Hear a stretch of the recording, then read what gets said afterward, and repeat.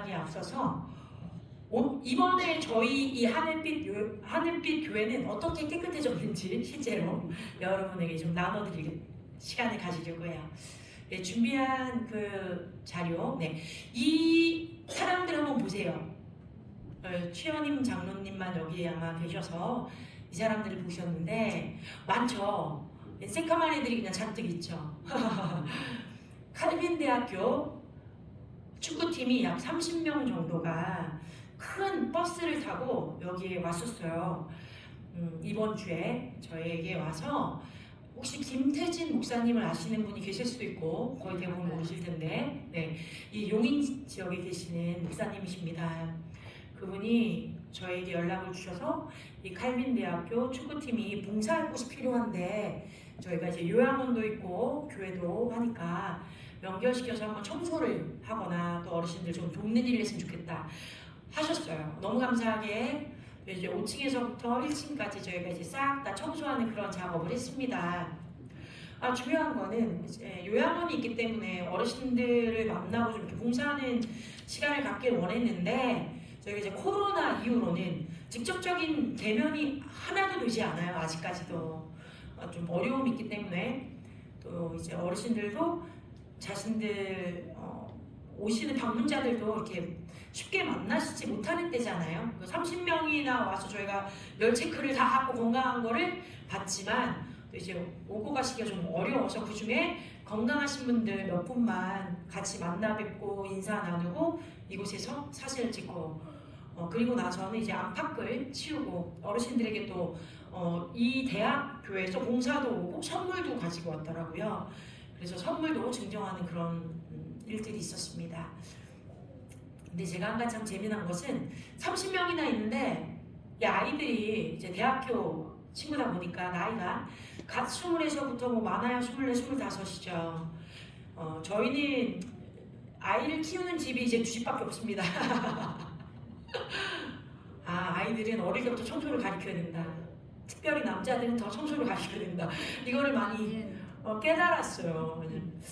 하나하나 뭐 걸레를 어떻게 빨아야 하는지, 어떻게 닦아야 하는지, 무엇부터 해야 되는지 이거를 다 제가 이제 일일이 알려줄 수가 없는 상황이다 보니까 좀 어려움이 있더라고요. 와서 너무 열심히 해줬는데 제가 그걸 보고 이게 모두가 청소를 할 줄 아는 건 아니구나. 그런 거를 잠깐 깨달았습니다. 그래도 너무 고맙잖아요. 와서 이렇게 모르는 곳인데 와서 청소라는 걸 어쨌거나 하고 뭔가 움직이고. 그런데 정말 저희한테 큰 수확이 있었습니다. 이 친구들 덕분에. 다음 장면입니다. 여러분 여기 어딘지 알아보시겠어요? 저 지하 창고. 1층 저희 창고예요. 저희 창고. 너무 깨끗해졌습니다. 저 창고를 한 번도 안 열어보신 분은 잘 모르시겠죠. 그런데 정말 지저분했거든요. 아니 꽉꽉 이제 못 쓸만한 물건들 또는 쓸 수는 있지만 우리가 당장 어떻게 쓰거나 할 수 없는 그런 폐자재들이 너무 많이 있었어요. 그래서 이번에 이 친구들이 온 김에 참 한 6명, 7명 정도가 이 바깥에서 이 물건을 다 실어나르고 창틀, 쇠 창틀이죠. 이런 거를 다 꺼냈어요. 저희 남자 젊은 청년들이 이제 2명, 김영광 전도사님까지 해서 있지만 다 나이가 이제 30 중반이 넘지 않았습니까?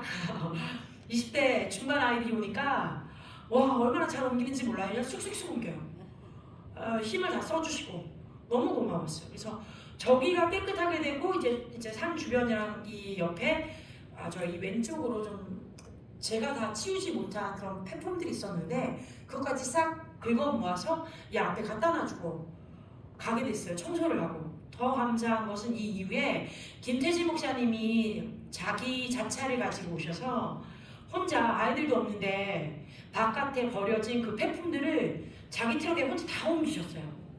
저는 청년들이 있을 때 옮겨 주셔야 된다고 생각을 했는데 시간이 안 맞다 보니까 아이들 먼저 이제 점심 먹으러 보내고 자기가 나중에 오셔가지고 키도 크지 않으세요? 저희 아버지랑 키도 비슷하세요. 근데 그분이 막 그 창틀이랑 이거를 뭐 혼자 다 옮기셔서 트럭에 실으셨더라고요. 나중에 보니까 되게 고생 많이 하셨습니다. 그래서 그거를 이제 고물상에 갖다 주신 거예요. 하면서 이제 돈을 이제 내셔야 되겠죠. 그래서 파는 값이 얼마 안 나올 텐데 그거랑 고물값, 그러니까 그 파는 고물값이랑 우리가 내야 되는 폐품 처리 비용, 쓰레기 비용 이거 이제 차감하셔서 알려주시면 저희가 그 비용을 내기로 했어요. 그러니까 인건비 사실 하나도 안 든 거잖아요. 너무 감사하죠. 이런 친구들이 왔을 때 저희가 뭐 이제 개인으로 이제 아버지께서 음료랑 빵 같은 거를 좀 사서 주긴 했는데 원래는 이렇게 오면은 뭐 점심을 한번 쏴야 되지 않았을까 싶은데요. 30명이나 되다 보니 그럴 여력은 없었고요. 또 봉사에서 왔기 때문에 또 감사하고 저 기도는 열심히 했습니다.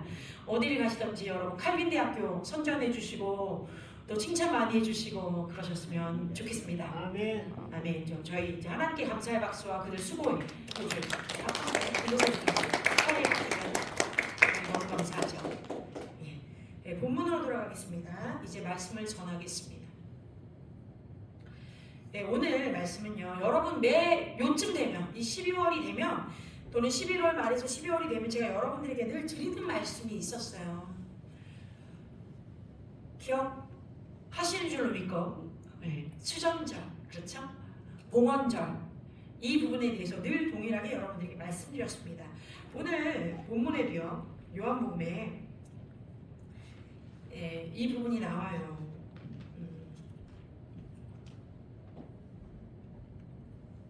요한복음 10장이죠.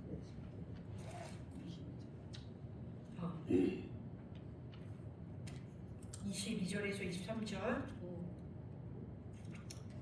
때는 겨울이다 이렇게 나와 있죠. 근데 수전절이라고 표현을 해요. 수전절. 우리나라 말은 수전절 또는 봉헌절이라고 표현되어 있습니다. 이 말이요. 히브리어로 이 봉헌이란 의미를 하누카라고 합니다. 저희 다 같이 한번 해볼게요. 하누카. 하누카. 네. 저희는 히브리어를 잘 모르지만 이 외국어를 성경에 나와 있는 원문을 한 단어씩은 매번 배우는 것 같아요. 이 하누카라고 하는 봉헌의 의미를 가진 이 말은요. 예수님도 지키신 절기입니다. 그렇죠? 예수님이 예루살렘에 이 수전절에 이르니 때는 겨울이라 라고 신약 성경에 나옵니다. 예수님이 이 봉헌절을 성전을 깨끗게 하고 성전을 탈환했던 이 날을 지키시기 위해서 예루살렘에 올라가신 거예요. 이때가 바로 겨울입니다. 제가 며칠 전에 저희 이제 이 청년들 영광의 소망교회 청년들과 오산리에 가서 24시간 7일 동안 예배를 드리는 40일 난스탑 월십 그 곳을 갔습니다. 네, 거의 12시, 밤 12시, 그러니까 새벽이 넘어서 나왔는데 저도 모르게 이런 얘기를 한 거예요. 나는 윈터가 너무 싫어. 디셈버는 괜찮은데 윈터가 너무 싫어. 너무 춥거든. 이렇게 표현을 한 거예요. 근데 애들이 갑자기 막 웃는 거예요. 그래서 틀린 말이 아닌데 왜 웃지? 그랬죠. 뭐라고요? 제가 겨울이 싫어. 12월은 괜찮은데 겨울은 싫어. 여러분이 말 이해되지? 12월 자체는 괜찮아요. 왜냐면 제가 여름 나라에 갔으면 겨울이 없잖아요. 그죠? 날이 따뜻한 곳에 가면 이 12월은 아무 문제가 없어요. 근데 날씨가 겨울이 너무 싫은 거예요. 저는. 너무 싫어. 너무 추워요. 하다못해 오늘도 이 바지를 맞는 걸 찾아서 이 추운 겨울이니까 그래도 이 말씀을 전해야 되니까 그래도 좀 핏한 옷을 입으려고 막 찾아봤는데 제가 지금 한 6kg 정도가 쪘어요. 1년 안에. 허리가 2인치가 늘어나니까 맞는 옷이 하나도 없는 거예요. 고무줄 바지 말고. 몇 벌을 아침마다 꺼내는지 모르겠어요. 분명히 이쪽에 있는 이 바지들이 다 예전에 커서 못 입던 바지들인데 꺼내보니까 하나도 안 맞아요. 아니 사이즈가 작게 나왔나? 이러면서 말도 안 되는 소리죠. 말하면서 벗고 이러니까 주일 아침 시간이 너무 모자란 거예요. 갑자기 원래 이 시간이면 당연히 나와야 되는데 제가 생각했어요. 토요일날 저녁에 미리 옷을 다 입어봐야겠다. 그렇지. 제가 어디 결혼식에 갈 때도 옷을 미리 입어보지 않는 사람이에요. 그냥 딱 머리에 이거 입으면 되겠다는 사람이니까. 근데 이렇게 안 맞을 수가 몸에 옷이 안 맞는다는 게 이렇게 힘들구나. 다시 깨닫는 거예요. 옷이 커서 갈아입을 때는 그래도 괜찮아요, 그죠? 큰 거는 뭐 어떻게든 졸라서 입으면 되니까. 근데 작으면 어떠십니까? 들어가지 않으니까 괴로워요. 여러분들도 경험하시나요?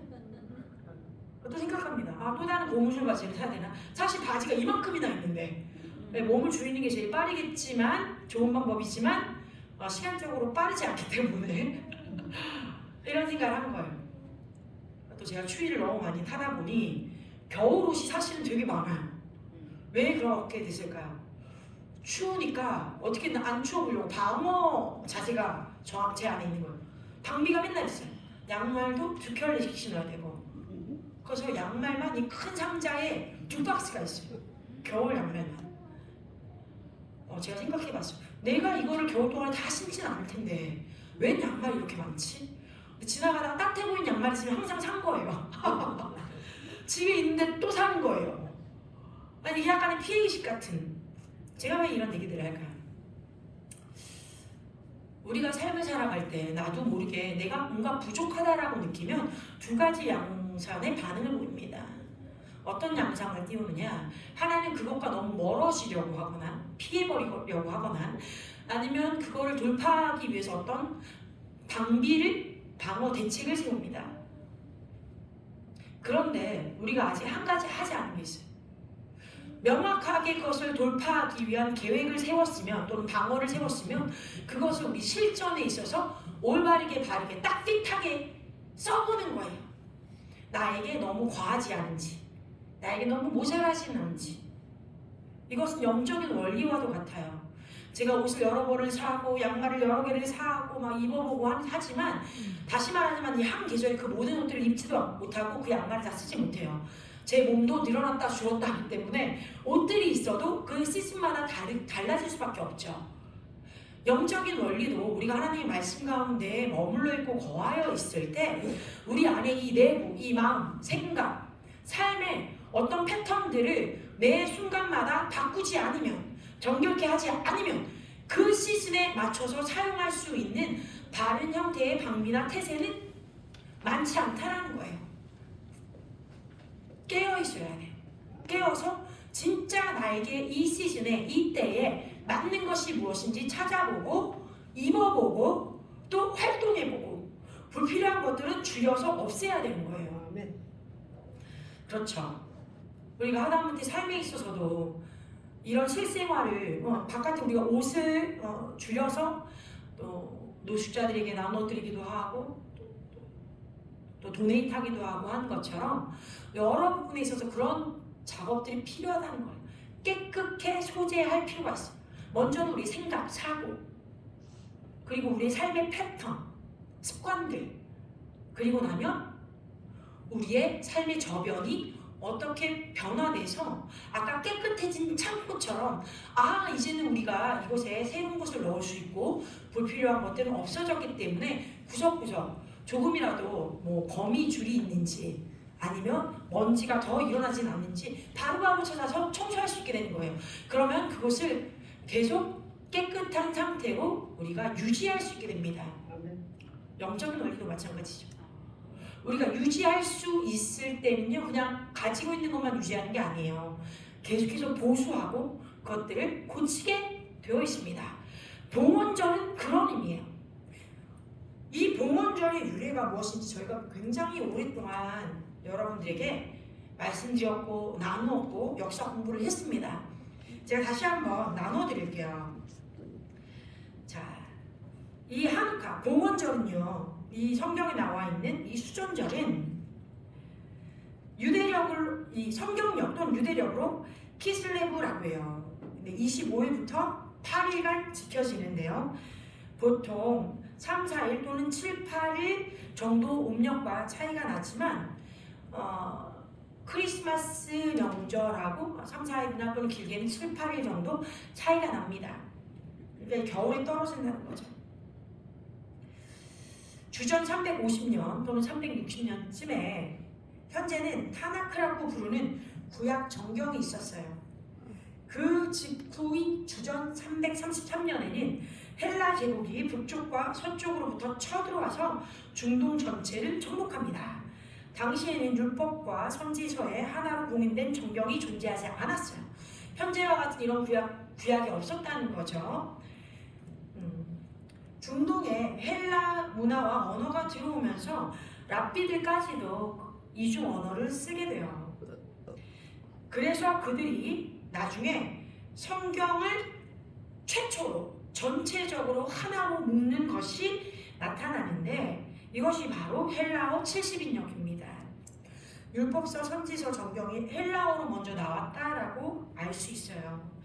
그래서 나중에 신약을 기록하던 사도들도 이 구약을 인용했을 때 대부분이 헬라어 70인역에서 인용해서 사용하게 됩니다. 역사적인 언약이 있는 히브리 문화가 있고요. 그 위에 국제적인 헬라 문화와 언어가 도입된 상태로 주전 2세기에 이르게 돼요. 자, 이때 아주 부패한 안티오쿠스라는 왕이 정권을 잡습니다. 그리고 그 성전을 더럽히는 행위를 하게 됩니다.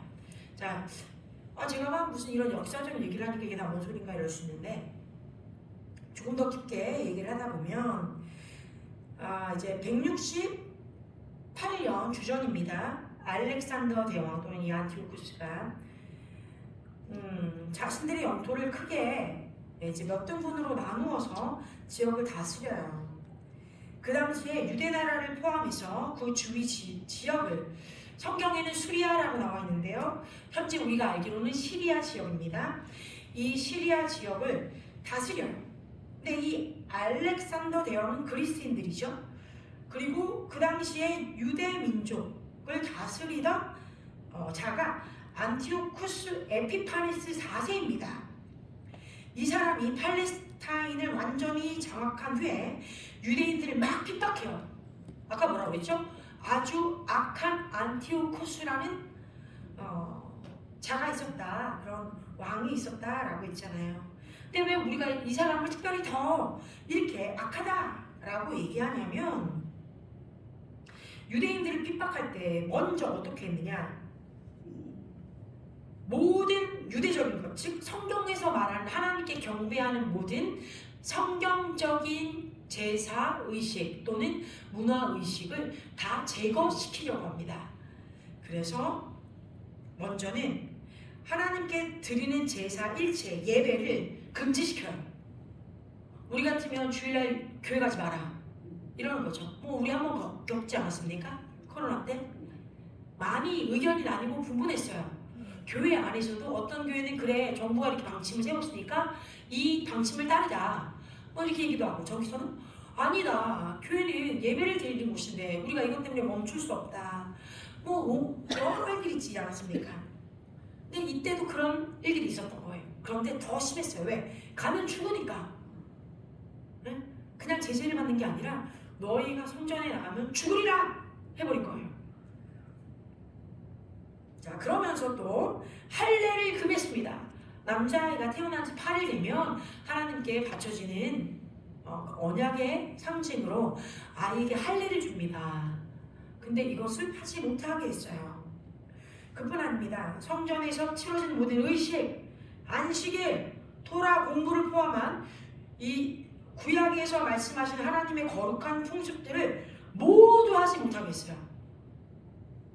그리고 금지만 시킨 게 아니라 자신들이 가지고 있는 우상 숭배를 이 유대인들도 따르도록 강요합니다. 무슨 말이에요? 하나님을 섬기지 마, 하나님께 나가지 마, 아무것도 하지 마. 그런데 하나 할 수 있겠는데 우리 그리스인들이에요. 우리 헬라인들이 섬기는 이 많은 다신교 우상들을 너희가 섬기는 거는 해. 그러면서 하나님의 전에 제우스상을 만들어두고 그 앞에 돼지 피를 뿌리면서 제사를 드립니다. 아주 치욕적인 사건이에요.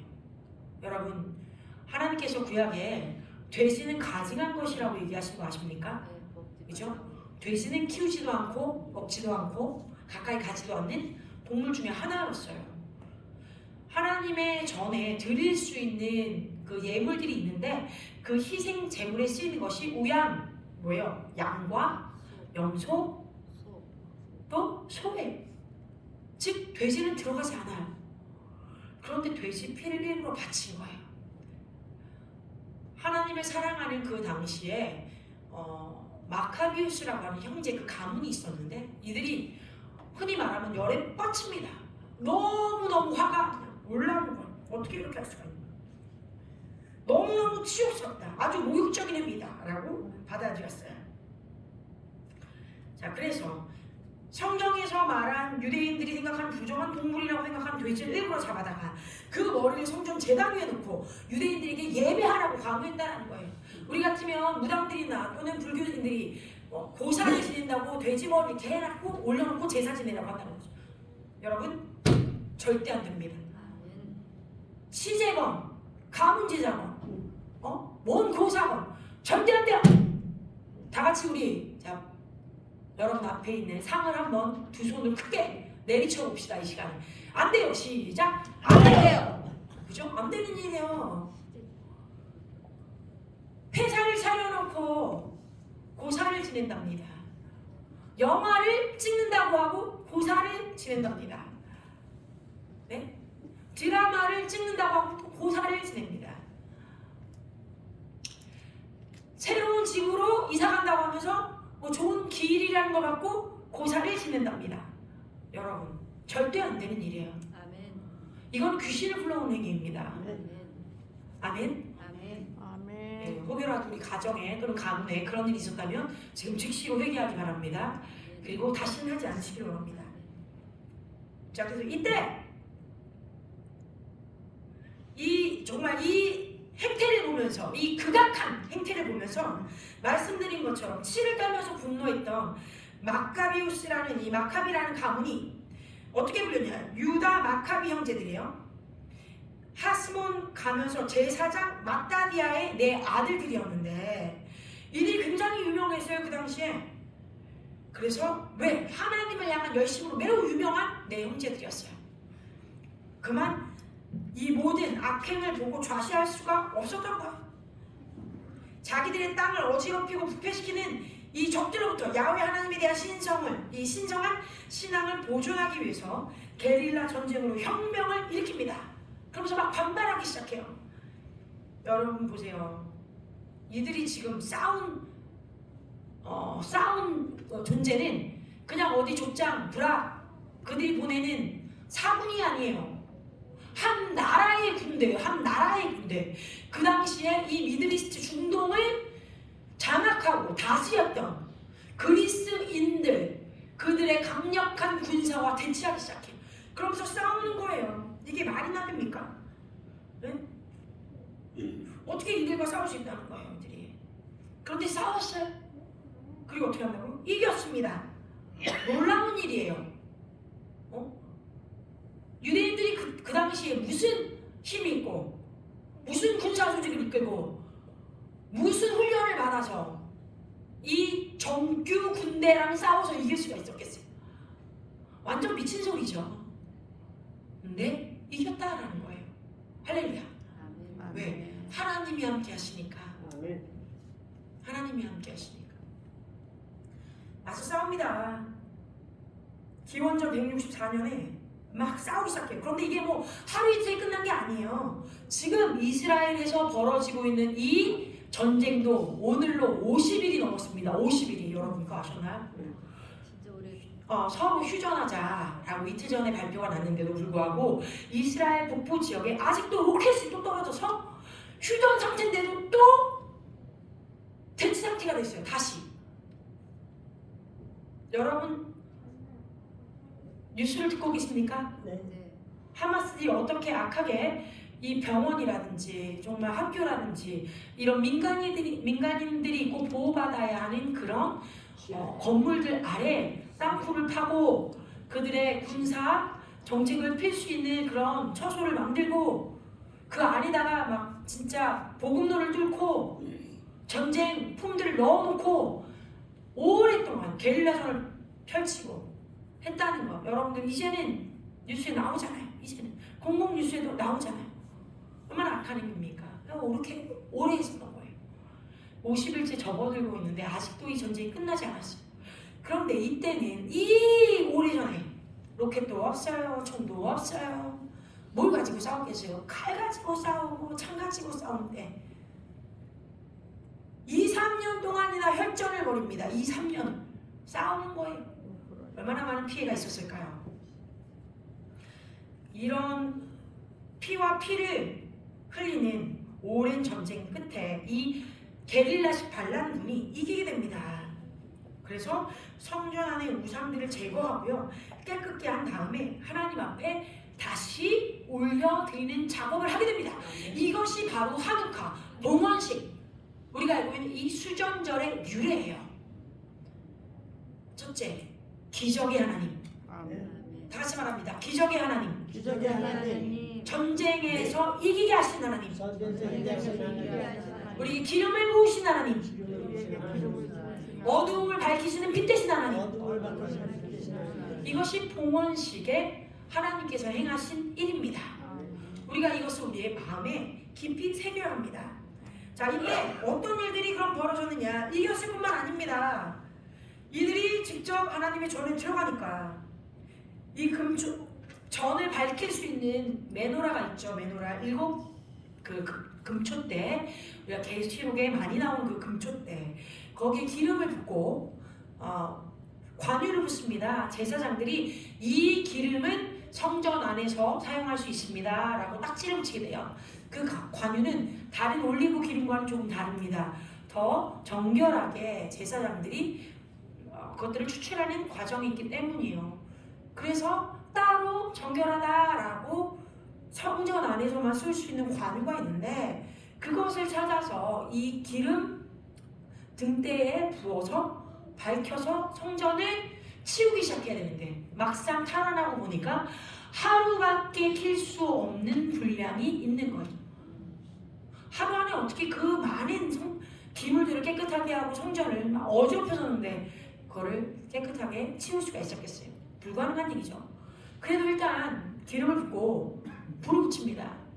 여기서 기적이 또 일어납니다. 보다 관유가 하루치밖에 없었는데 8일간 빛이 밝혀졌어요. 8일간 다 같이 며칠간? 8일간. 8일간. 자, 8이라는 숫자를 우리가 많이 얘기했습니다. 소망, 새 시작, 그죠? 부활, 승리, 주님이 행하시는 거예요. 이런 기적이 일어납니다. 노아의 방주에는요 8명이 있었어요. 자, 그리고 우리가 7일째 모든 하나님의 천지창조가 끝나죠. 6일째 끝나고 7일날 쉬십니다. 그럼 8이라는 건 뭐예요? 새롭게 또 시작하다, 그런 의미예요. 그래서 8일을 밝힙니다. 이것도 놀라운 일이죠. 아니, 하루밖에 이 등불이 켜질 수 없었는데 어떻게 8일이나 같이, 그래서 꺼지지 않고 환하게 성전이 비춰지는 그 불빛 아래서 이스라엘 백성들이요 다시 찾은 성전을 기뻐하면서 하나님의 영광을 노래합니다. 그러면서 정리하고 깨끗이 하고 보수하고 지키는 거예요. 그래서 모든 유대인들이 이날로부터 이 역사적인 승리와 이 기름이 증가되게 된 기적을 기념하는 빛의 절기로 명명하고 지키기 시작합니다. 그리고 나서 이 날에는 이 하누카 봉헌절에는요, 하누카의 이 8일의 불이 밝혀졌던 하나님의 역사하심을 기리면서 7촛대를 8촛대로 바꿉니다. 네. 그래서 금촛대가 8개가 되는 거예요. 정확하게는 이제 9 촛대입니다. 왜냐하면 중간에 종회초를 꼽는 촛대가 하나 있고, 그 다음에 양 2개씩 갈래가 하나, 둘, 셋, 그러면 4개가 있으니까 총 9개의 등대가 있어요. 또는 촛대가 있어요. 그럼 중간에 있는 그 종회초라고 불리우는 초를 먼저 켜고 그것을 들어다가 하나씩, 날마다 하나씩 붙이기 시작해요. 불을. 자, 그럼 이 종회초는 무엇을 의미하는 거예요? 우리는 종이 누구신지 알아요. 예수 그리스도가 종으로 오셨잖아요. 자기가 빛이라고 하셨어요. 기적이요. 기적이신 거죠. 그 기적 대신 예수 그리스도가 종으로서 오셨을 때 빛이 밝혀집니다. 그래서 자신의 몸을 녹이면서 다른 기름을 밝혀주시는 거예요. 다른 초를 밝혀주시는 거예요. 우리에게 빛을 나눠주시는 거예요. 그래서 새롭게 이곳을 밝힙니다. 여러분들은 그런 존재예요. 종 대신 예수 그리스도가 우리에게 섬기러 먼저 오시지 않았다면 우리는 결코 이 땅에서 나를 태우는 주님의 모습을 닮아갈 수가 없을 것입니다. 그런데 우리가 그것을 닮아가게 되는 거죠. 이것이 봉헌절에 성전을 깨끗게 하신 주님의 궁극적인 역사하심, 나타나신 우리에게 하시는 말씀이 어떻게? 내가 너희의 이 치열한 싸움을 이길 수 있도록 도와준다. 그리고 너희에게 새로운 나를 주어 새 기름을 부어줄 거야. 너희는 지금 스스로를 모자라다고 생각하지, 힘이 없다고 생각하지, 나에게 능력이 필요해야 돼, 능력이 모자라지. 내가 너희의 기름이 되어줄게. 너희에게 있는 그 하루치 기름이 8일치로 증가될 수 있도록 나에게 나와. 내가 너희를 새롭게 하리라. 오병이어의 얘기처럼 이 하누카 봉헌절에도 주님의 증가가 있습니다. 자, 우리가 이때 우리가 기억해야 될 것이 무엇이다? 첫째, 나를 정결케 하는 것. 내 안에 주님 보시기에 악하다고 생각했던 이 모든 제우스에게 이방 우상 신에게 바쳐졌던 모든 악한 생각들, 사고들, 관습들, 악행들 다 제거하고 주님 앞에 나오는 것입니다. 정직한 모습으로. 그리고 나면 그것을 향한 치열한 싸움이 있을 거예요. 정말 강한 싸움이 있을 거예요. 근데 우리가 물러서지 않습니다. 싸우는 것입니다. 그러면 그때 주님의 기름 부음에 예수 그리스도의 종된 섬김이 우리에게 오면 우리도 주님과 같이 빛을 낼 수 있는 존재들로 변하는 것이 맞습니다. 그래서 증가와 빛의 밝혀짐이 있습니다. 그럼 셋째는 무엇이냐? 이제 우리가 그것을 즐거워해야겠죠. 기뻐해야겠죠. 하나님께 찬양 올려야 되겠죠. 당신이 우리의 왕이시오, 우리를 지키시는 자시오, 우리에게 돌파를 주시는 자요, 또한 우리를 주님 안에서 새롭게 하시는 분 되십니다. 주의 전이 깨끗해지는 것처럼 어떻게 해요? 먼저는 내 안에 있는 성령 하나님의 전이 깨끗해져야 하는 한 달입니다. 자, 그렇다면 이 달은요 언제 시작하느냐? 이미 시작했어요. 11월 13일 날 시작했습니다. 그래서 참 재미나게도 12월 12일에 끝나요. 외우기 쉽겠죠? 12월 12일에 끝나요. 그러니까 그때까지가 이 한 달, 키슬레브라는 한 달인데 이 성전의 역사하심을 우리가 이 안에서 맛볼 수 있어요. 이 8일간 주님의 날을 지킬 수가 있게 됩니다. 자, 그래서 우리가 말합니다. 먼저는요, 요한복음을 보면 메시아신 예수님께서 헌신하는 달 또는 봉헌하는 그 절기 하누카 때 성전에 계셨음을 우리가 오늘 말씀을 통해서 알 수 있어요. 또한 이 날이 빛의 이적을 기념하고 이 시대에 예수님께서 청중에게 나와서 너희들이 오랫동안 기다렸던 그 메시아 참빛이 바로 나다! 라고 밝히 이르시는 장면을 우리가 보게 됩니다. 내가 세상의 빛이다. 나를 따르는 자는 어둠 속을 걷지 않고 빛의 삶을 살게 된다라고 요한복음 8장 12절에서 또 말씀하십니다. 여러분, 자, 이 수전절에요, 요한복음 10장에 주님이 이 앞뒤로 보면 나의 음성을 듣는 자가 나의 양이다라고 표현하십니다. 주님이 나의 양은 나의 음성을 듣는다고 했다고요. 우리가 이 달에 진실로 필요한 것 중에 또 하나는 무엇이다? 예수 그리스도의 음성을 듣는 것입니다. 주님의 양으로서 주의 음성을 깊이 듣고 주님을 따라가는 거예요.